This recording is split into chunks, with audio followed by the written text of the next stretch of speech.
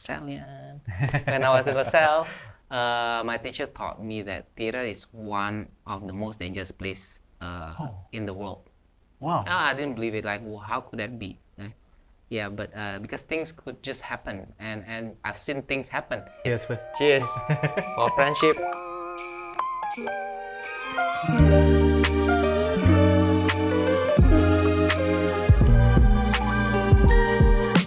How I portray my retirement is very simple. Basically, I have a nice coffee with my good old friends. The good thing is that I was very fortunate to have known many people in the industry, especially in the creative industries, that has been doing a lot of amazing jobs throughout the years. Today, I have my good old friends who happens to be an award-winning lighting designer, arguably the most well-known lighting designer in the entertainment and theatre industry. So Albert, how do you actually define yourself? Thanks, Rizky, for having me. Rizky, I've known for so many years, at least 18 years. Wow. Since last time. We're that old. Yeah. How do I define myself? I would say I'm more into an artist right now because I do some projects that literally we have no budget at all. But when I see the content is really fun and its potential, I love to do it. So sometimes money doesn't really feed your soul, but creativity or arts itself, it does feed my soul. So I do a bit picky, taking projects. Wow. Yeah. So yeah, I think living in Singapore, you have to be balanced. So I have to be an artist in one side, and the other side you have to be financially responsible as well. So you have to take projects that sometimes there's no arts value at all, but it does pay your bill. So I guess it's the passion first, but then that passion happens to be in demand. That's how you make a living, right? I guess. Yeah. So if you throw everything, your heart into your work, people will recognize. You don't say a lot, people will judge, people will see, and then the fate will take course by itself after that. People will just keep coming back to you. So just the main thing is to do everything with full heart. Wow. With sincerity, yeah. I think that is actually a good segue to my next question. Like every time I meet any theatre person, right, like any practitioners in the theatre industry, art industry, everyone will know his name. So obviously that's a bit too big.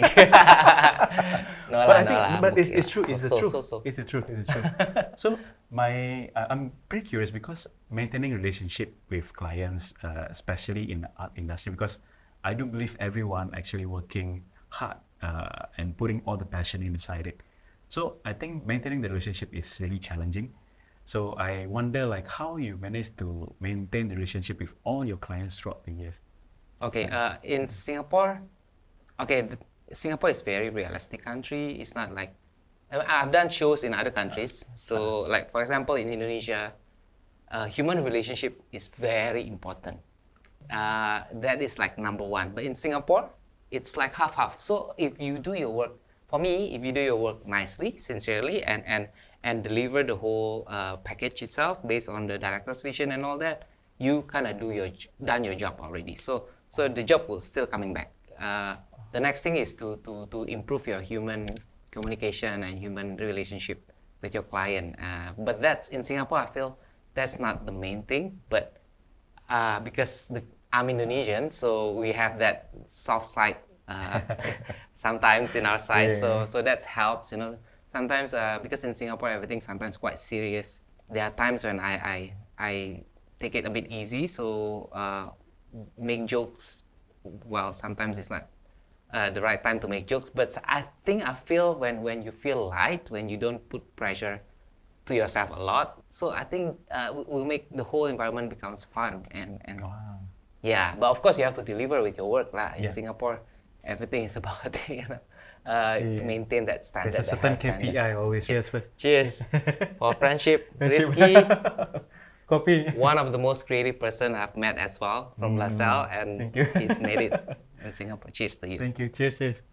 If I were to summarize it, it's actually you have to make sure to deliver the job properly. Yeah. That's the one key thing. But at the same time, have fun doing it. Have fun doing it. I put pressure into myself a lot before COVID.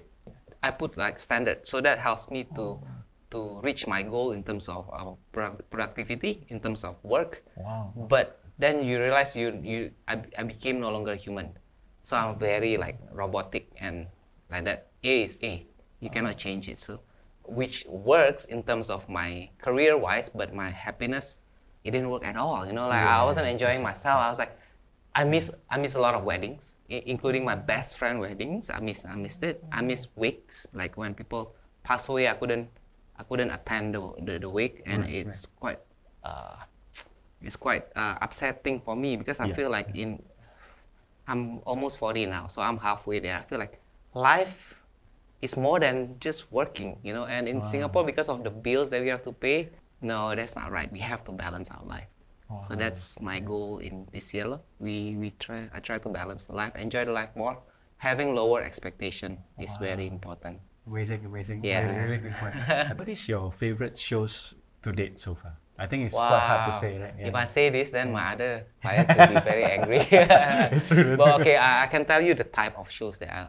Okay. The most interesting show that I've ever done was a circus.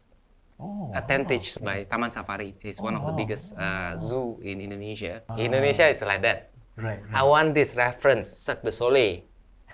What's your budget? This much. I think it's impossible. That's the thing about Indonesia. But that is very memorable. It's different. Yeah. But my favorite show is by I shouldn't say this. It's a music show. It's a music show that it's triggering your senses. Right. So I believe if you are Albert's client, you probably recognize what he meant. No, I love all my clients. I love doing dance show. I love because in theater you need to see face, right? In dance you don't really need to see the dancers' faces as long as you see the body shapes. So I can do more. I love doing dance, but this particular show of music is very different. Why do I say different? Because on the second day after the opening night, we have a post-show dialogue. Normally, after the show, post-show dialogue, we probably lose half of the audience. They will leave after the show, So post-show dialogue is where we have question and answer with the artist. This time, I have like 90% people stay. That's when I know, when I sit down on stage, and I say, well, that's when I know that this show impacts a lot on people. Like they stay, they choose to stay after the show. The second show, when I went down to buy tickets for my friend, I realized there are some other people that watched the show the previous night.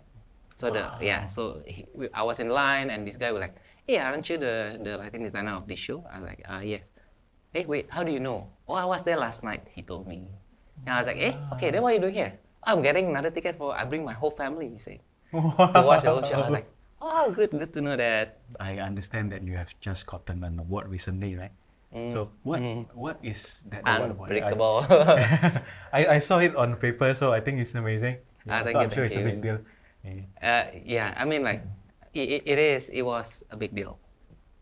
But it's not everything lah. Right. But it's nice to have recognition once in a while. Yeah. It's called Best Lighting Design in 2022. Straits Times has a assessor that goes around watching shows. They will choose what is the best production, which show is the best production, which shows has the best actor, has the best main actor, main actress, supporting, just like Oscar. Wow. Best set design, best costume design, best sound design, and I won the best lighting design for amazing. last year. Wow. Yeah, Crazy, for this crazy, particular yeah. production. Congrats. Hey, thank you. I mean, like it was a shock. I mean, yeah, because I didn't expect that. I thought, when I saw the competitors, they were all like talented designers. They are top designers in Singapore, and the production, I've seen pictures, and they are really, really good shows. So it was totally unexpected. Wow. We moved to Singapore, what, 20 plus years ago? 2001 for me. Scary. Very fast.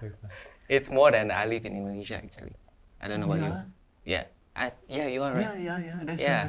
That's very true. Yeah. So we literally spend more on our lives in Singapore. In Singapore. Actually, one of the things that I learned through the years is that like everything looks easy when you don't actually do it, but when you go into the actual production itself, there are a lot of things to consider. When I see your equipment, right, I imagine a lot of final destination moments or Oh something. yeah. It's So I'm sure you actually take care a lot of those. And any tips on production preparations? in Singapore, safety is always number one. It's if you have second safety line, you need to have the third safety line. Sometimes just to because if something happens, that's it. The industry is so small. Yeah. Something happens, the whole year career is ruined. It's gone, Yeah, it's gone. So and it's gonna cost you a bomb. So safety is always number one. Theater, when I was in school in LaSalle, yeah. When I was in LaSalle, my teacher taught me that theater is one of the most dangerous place in the world. Wow. I didn't believe it. Like, how could that be? Yeah, but because things could just happen, and I've seen things happen. I think I just gotten a new respects for people in theater. So what theater is the most dangerous Yeah. place in the world? That's what my teacher It's said. damn scary, man. I didn't believe it until I saw things go wrong. Yeah. Safety is very important. I guess it's everywhere around the world. But the good thing is we live in Singapore, that government has certain safety standard that we have to always follow, because I saw human died electrocuted. Wow. I saw someone fell from 20th floor. Yeah, unfortunately, fortunately only two. But I saw small things drop from the floor, from the top, a certain level that almost hit the actors. That these small things can create you a big cut. So safety is very, very important because you only have one life.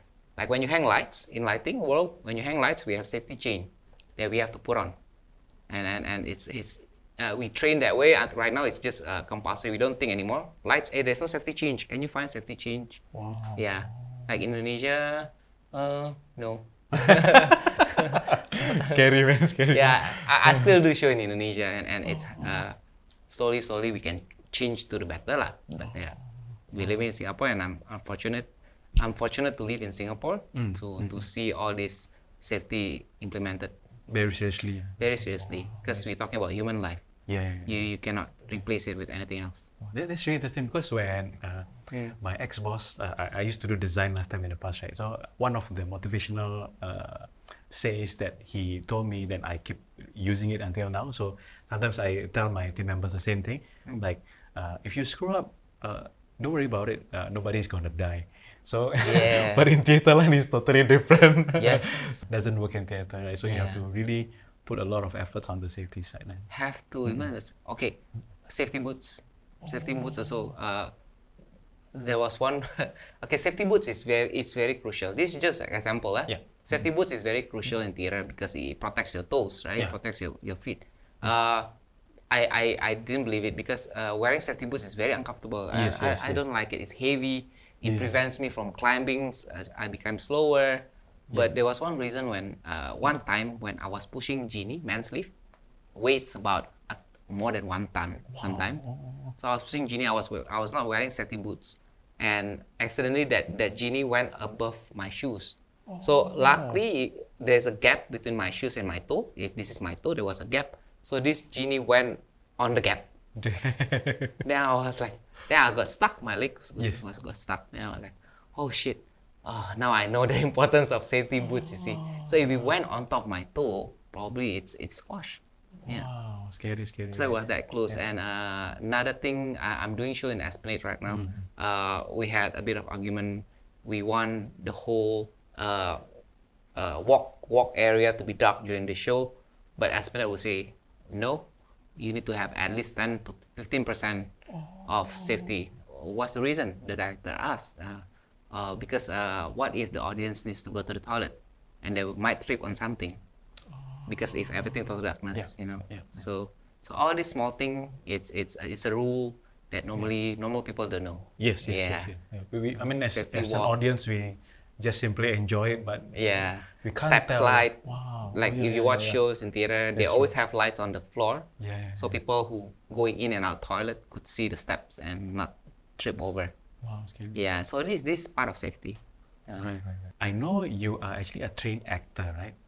But my dream. Oh, But Back why? then. I mean, back then, 20 of course, years ago. 20 years ago. Yeah.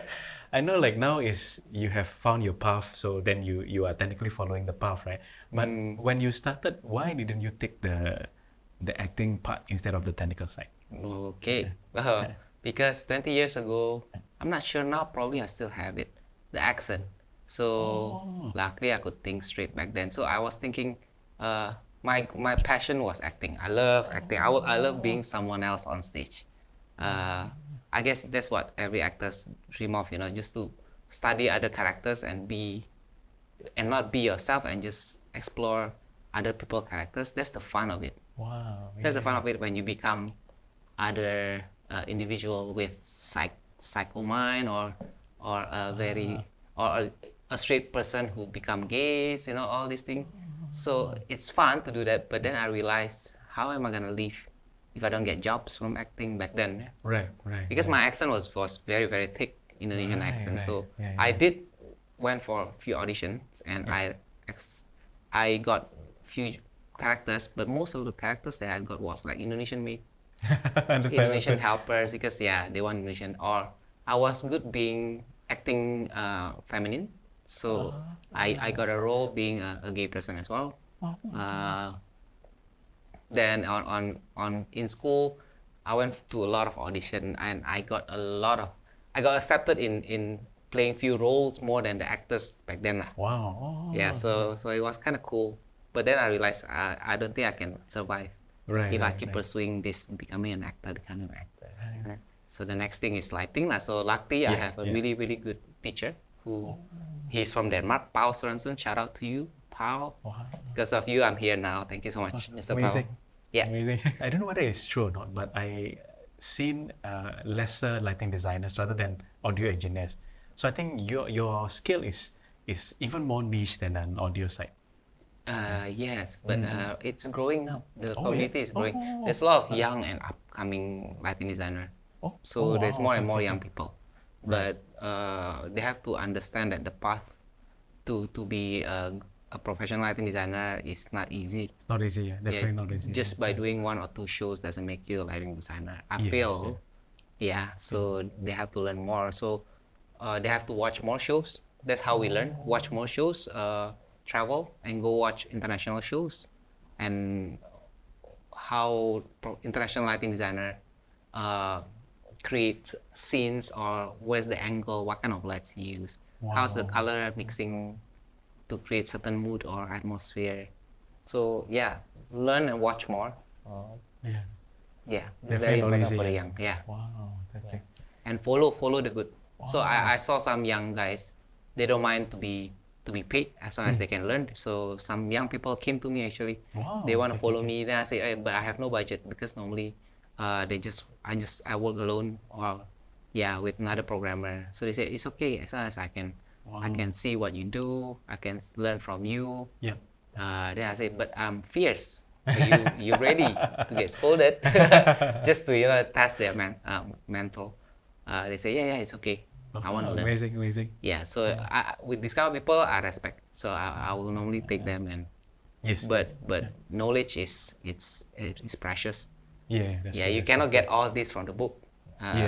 Like honestly, I didn't learn a lot in LaSalle. Like all this creative thinking came from when I follow people. I watch how people work. Fortunately, I was working with a venue before. It's called Singapore Repertory Theatre. So in this venue, there's a lot of lighting designer in and out. You get to compare. You get to work with so many different style of designer. That's when you absorb things. So work with venue is the best, because you like Esplanade.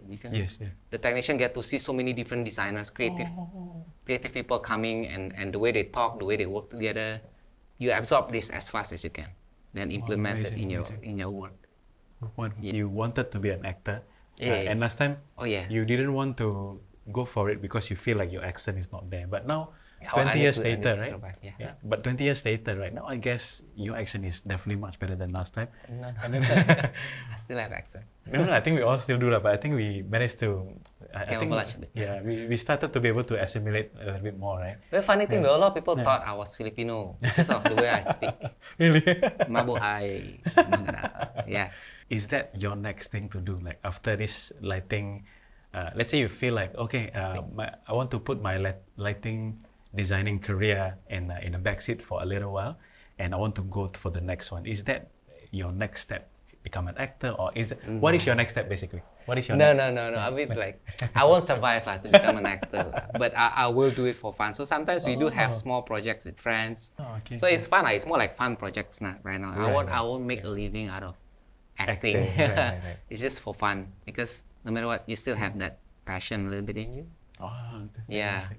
Yeah. But what is next for you then, if that's the case? If acting is not your next, No, not acting, acting. definitely. Next is to have a balanced life, which is I've been saying it a lot, but I have not had it yet. Wow. The difficult part is to start rejecting shows, rejecting projects. So you cannot take possibly everything because then you lose your life. So you have to choose projects now. So saying no to clients sometimes it's a bit hard because they get disappointed sometimes. Yes, okay. But because in theater we go in at 9 a.m. and we leave the venue at 11 p.m. Wow. So it's like 14 hours of work. Yeah, And you are always indoor. Only during lunch or dinner break you can go out. You don't see the sun at all. You don't see the sun. So this is not. It's not good mentally. Like Yes. after if you do back-to-back show. Yeah, it's crazy. I can imagine. Yeah, the first time of the year probably your face is still like that. Then towards the middle you'll be like that. So I think we discussed it during COVID that time, right? Because I think both of us are affected by COVID. Yeah. And one of the things that I believe will suit you pretty much instantly is the film industry, right? And I think you actually did help me with one of my passion projects, and thanks to you, right, the project actually doing pretty well. Oh, So thank you so much for that. So I believe if you want to go to the film side, it's very easy for you because we probably deal with this kind of lightings instead of like the crazy one that you have set up on theater. So is that something that you want to do next for your career next time? it's totally different. I feel it's different. Different discipline. It's not the same. Doing lights for live shows and doing light for film, for example. Okay. It's not the same. But right now, there's a lot of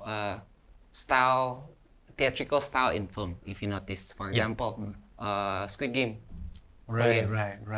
Quite a lot of scenes is theatrical. Then I have a friend in Indonesia who does filming as well. And for example, Mencuri Raden Saleh, a film from Indonesia, is very theatrical. A famous advertisement by Julie, if you watch Julie Biscuit from Malaysia, yes. it's very theatrical, the lights.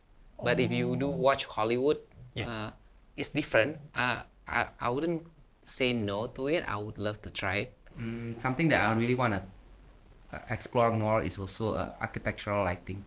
Wow. Yeah, it's totally different lights, different brand, different type of lights. Yep. You have to calculate angle. Not theater also you have to calculate angles, but this one you have to work closely with the manufacturer. You're Theater referring- we don't really do that. You're referring to the projections, live projection? No, it's not. No. Building. Literally lights. like building lights itself. Building Wow. lights, Okay. Arts installation lights, permanent arts installation lights, building lights, house lights, Wow, garden. that's totally different. Yeah, that's Yeah. interesting. Yeah. Yeah, I wanna try to explore that more. I wanna take the course overseas. Oh wow. Yeah. Then you can collaborate with architect company and those kind of. Yes. Wow. Yes. Okay. That's another market that you can tap for sure. Yeah, in Wow, Singapore, there's interesting, quite yeah. a number of lighting company that focus on that, Oh. and they earn quite a good money. Wow. They interesting. Yeah. they are very busy. Yeah. Wow. Yeah. It sounds pretty niche to me, so I believe the demand is there. Yeah, I have a friend who worked there, so she showed me a type of lights that they use. I was like, wow, this is interesting. It's totally it's different. Totally different. Yeah. Different, yeah. Interesting. So it's something that I want to learn. Wow. So I just want to ask you one last question. It's actually about if if someone gonna start not exactly in the theater line, but just to pursue passion in general, what is your take on it? Maybe you can speak to them. Okay, passion in general. Yeah, not passion in only general. theater. Like because I think when we studied LaSalle, both of us are pretty much just someone who are passionate about something. Like I was, my passion was animation, and yours is acting, Theater, right? yeah. Theater, right? Yeah. So it's like we didn't think about making money that much back then, right? But but we just want to pursue it. But of course, at the same time, we don't want to what do you call it, suffer and be hungry, right? So is Yeah. there any like tips that you can give to For the youngsters? For or the youngsters. For the youngsters. yeah? Hustle. Hustle is number one. Oh. Yeah, so especially now with the era of internet, people are getting lazier. So you gotta move your ass. Something that I feel people are lacking now because there's so many opportunities compared to our time now. Yeah. Last time I offer a lot of service for free, just to get contacts, just to show people what I could do. Yeah, that's true, Because that's true, yeah. we are in Singapore. It's like a melting pot, just like New York. Right. You are competing against people from so many different countries. So what makes you stand out, right? So if you don't have enough knowledge yet, especially for youngsters, the only way that you can offer is your hard work, your time, your energy, and let people notice you. And from there, you slowly climb your ladder up. So yeah, don't be calculative. Number one. Number two is very good, definitely yeah. knowledge. When you have time, not everything is easy. Online, there's a lot of people you can learn a lot online. You can learn about lighting design online. You can learn about editing online. You can learn about animation online. And invest in yourself in terms of knowledge. Try to join program like Skill Future. Right. Yeah, and all these things. Take courses and improve yourself. Because now one knowledge is not enough right now. I feel that. So you need to have at least two or three knowledge to supplement your income. So Right, you right, have, right. One passion and project, and you also do a freelance editing, and yeah, somehow it will just complement you and make your career grow faster if you have more than two knowledge. Yes, amazing. Two skills, yeah. Yeah. I think that's what we always call skill stacking. Then all those can be stacked together to build something. Correct. It's like, wow. Correct. And make your Amazing. company maybe different. Like you, Rizky, he knows how to do photography, he knows how to do editing, he knows how to do business, he knows how to conceptualize stuff, and he combine everything and make really out that doing really, really well. in the Hopefully. industry. Yeah, so yeah, Wow, just amazing. he's the living proof No, of no, having no. more than I think one you are. knowledge. Wow, amazing. Thank you. But I think it's I really hope that everyone who are watching this video can actually learn a lot from Albert. And of course, I will put the link of Albert on the description below. Then of course you can always check out his works and all. Thank you so much, Bert. Thank you, Riz. Yeah. Take care and see you soon. Hey, see you soon, man.